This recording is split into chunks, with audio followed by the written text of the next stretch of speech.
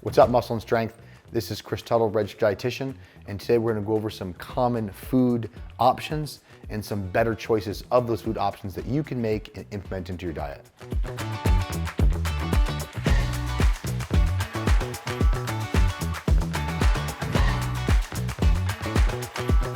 So convenience becomes a top priority for a lot of people. So they're looking for fast, quick, easy ways to eat healthier.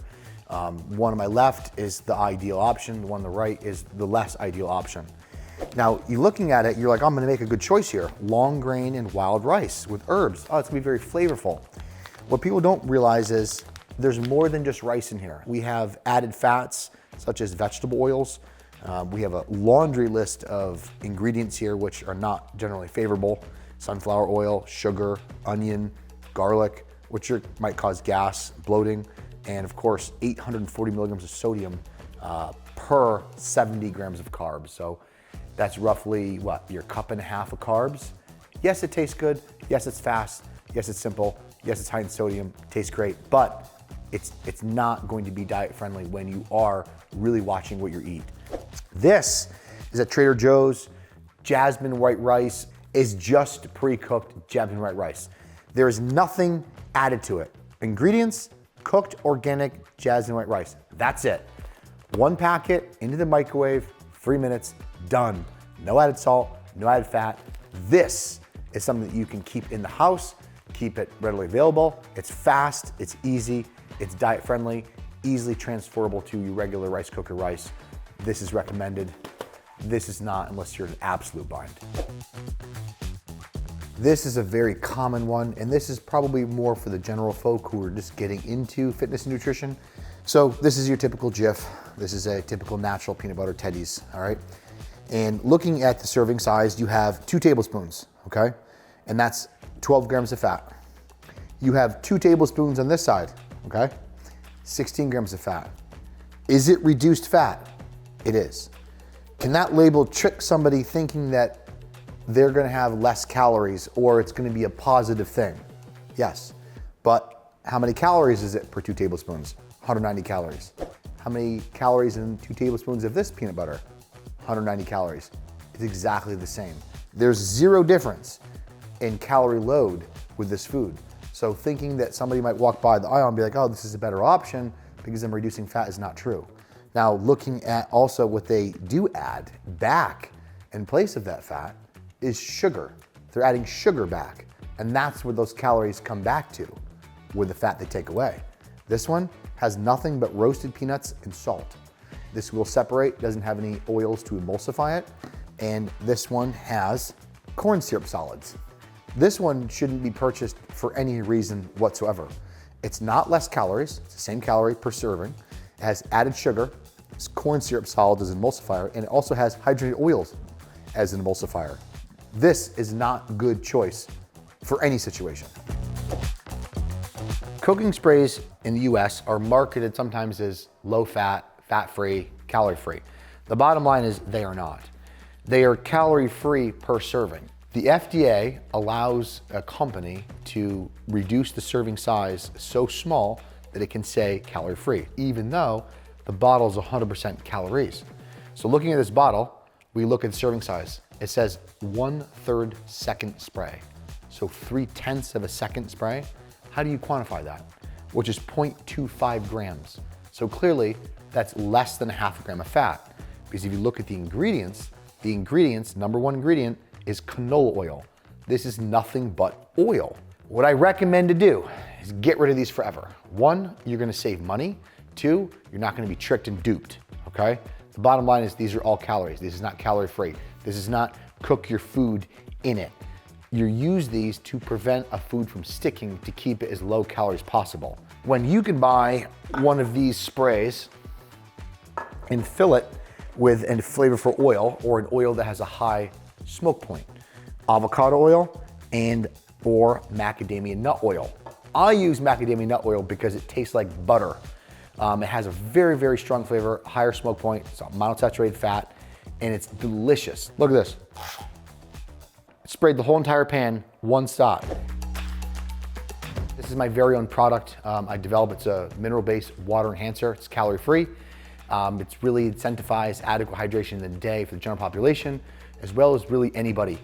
So lemonade and sweet tea, and the versatility of both of these is great because I got the sweet tea, and obviously you can mix your own concentration. It's usually 1 per 8 ounces, but for me, I like to have it a little darker, a little more concentrated.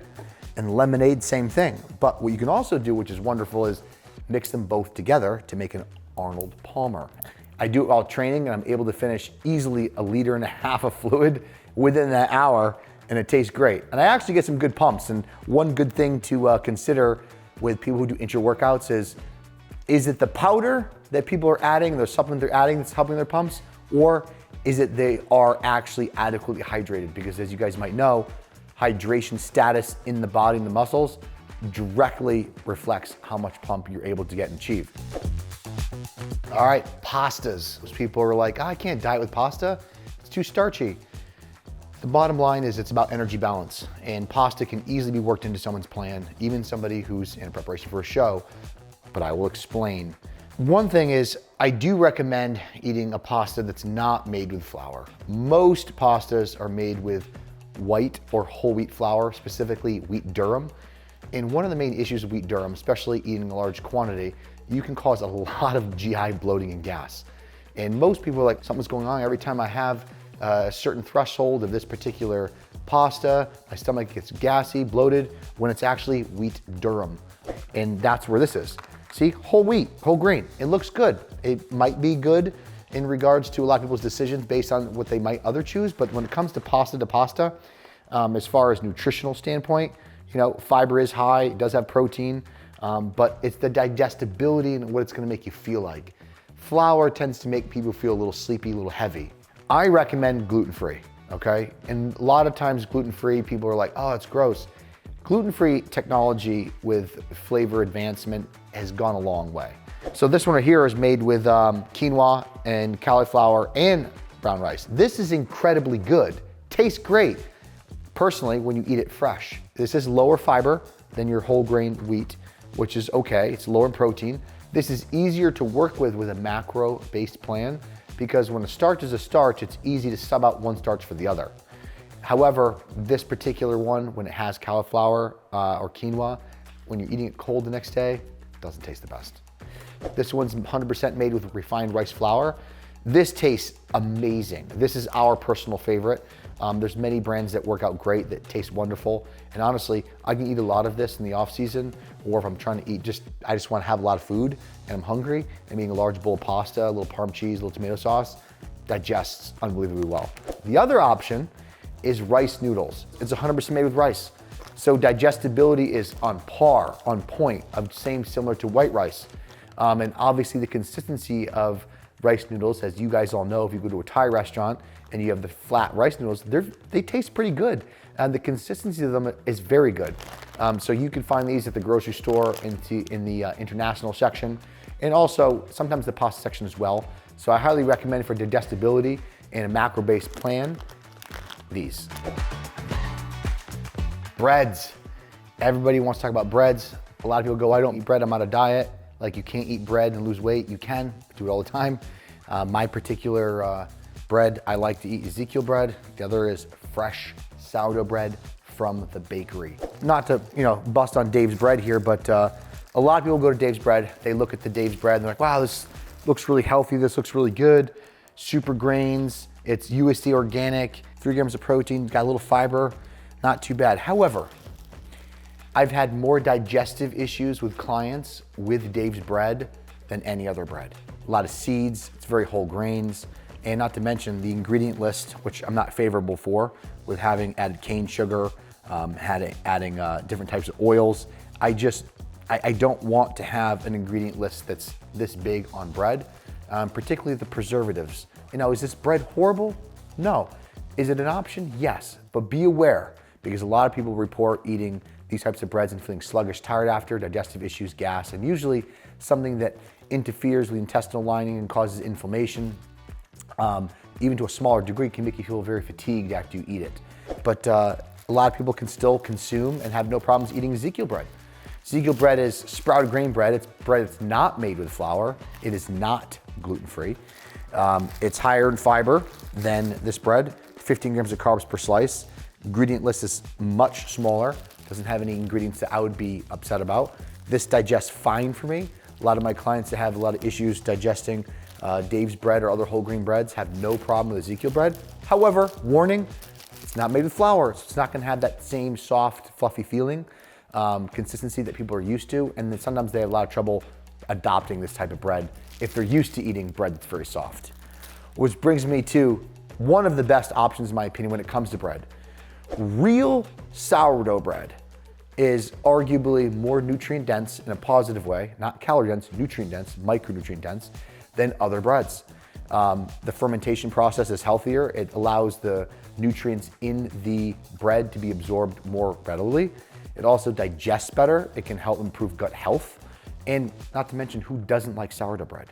I walk into my local grocery store, go to the bakery section, and I pick out a nice loaf of fresh sourdough bread that was baked that morning. And obviously there's no preservatives in it, so it's gonna go bad relatively quickly, but I usually will keep it in a bag and eat it over maybe 3 days before I discard it. And 35 grams of weight of this bread is 15 grams of carbs, give or take a gram of weight. But that's how you can use fresh baked bread, sourdough bread from the bakery, incorporate it into your plan on a regular basis, have a bread that's fresh, delicious, no added preservatives, better digestibility, more micronutrient dense, and still nice and soft because it does still contain flour. This would be my first choice overall for just about everybody. All right, guys, I hope you like this segment on what's in your food.